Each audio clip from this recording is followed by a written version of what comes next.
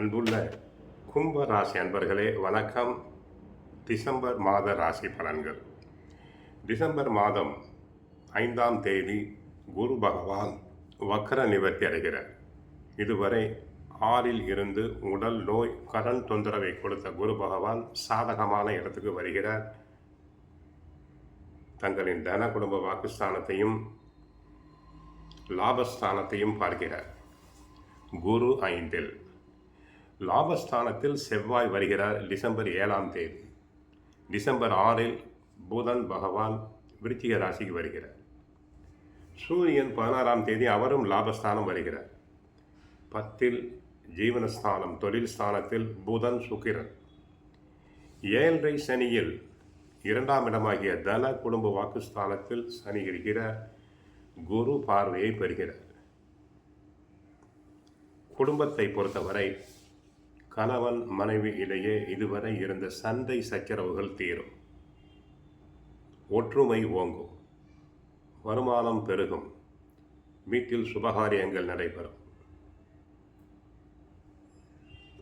குருவே செவ்வாயை பார்ப்பதால் ரியல் எஸ்டேட் துறை நண்பர்களுக்கு லாபம் பெருகும். வீடு மனை விற்பனை வாங்குதல் நல்ல முறையில் நடைபெறும். வீடு கட்ட ஆசைப்படுபவர்களுக்கு நல்ல செய்திகள் வரும். எதிலும் மன நிறைவு உண்டாகும்.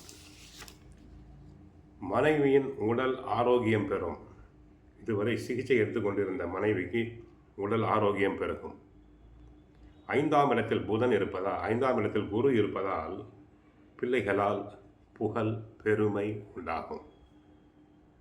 வெளியிடங்களில் தங்களுடைய குழந்தைகளை பற்றி பாராட்டி பேசுவர். தங்களுக்கு மனதில் மகிழ்ச்சி உண்டாகும். பேங்கிங் சம்பந்தப்பட்டவர்களுக்கு லாபம் பெருகும். பதவி உயர்வு உண்டாகும். வேண்டிய விரும்பிய இடத்திற்கு இடமாற்றம் கிடைக்கும். ஆக கும்பராசினருக்கு குரு பகவான் 5ல் இருப்பது நன்மை. 5லே குரு பஞ்சத்தை போக்குவான் என்பர். பணப்பற்றாக்குறை இருக்காது. கையில் பணம் புரளும். கடனை படிப்படியாக அடைப்பேர். லாபஸ்தானத்தில் செவ்வாய் சூரியன் இருப்பதால் அரசு காரியங்கள் நன்றாக நடைபெறும். அரசியல் துறையினருக்கு கட்சிக்குள் நியாயமாக கிடைக்க வேண்டிய பதவிகள் கிடைக்கும். தங்களின் ஆலோசனைகள் ஏற்கப்படும். முக்கியமான விஐபிஸ் தொடர்புகள் கிடைக்கும். தன குடும்ப வாக்குஸ்தானத்தில் சனி பகவான் இருப்பதால் சில சமயம் லேசான கருத்து வேறுபாடுதான். வார்த்தைகளில் பேசும்போது மட்டும் சற்று கவனம். செவ்வாய் சனியை பார்ப்பதால் வண்டி வாகனத்தில் செல்பவர்கள் சற்று கவனமாக செல்லுங்கள்.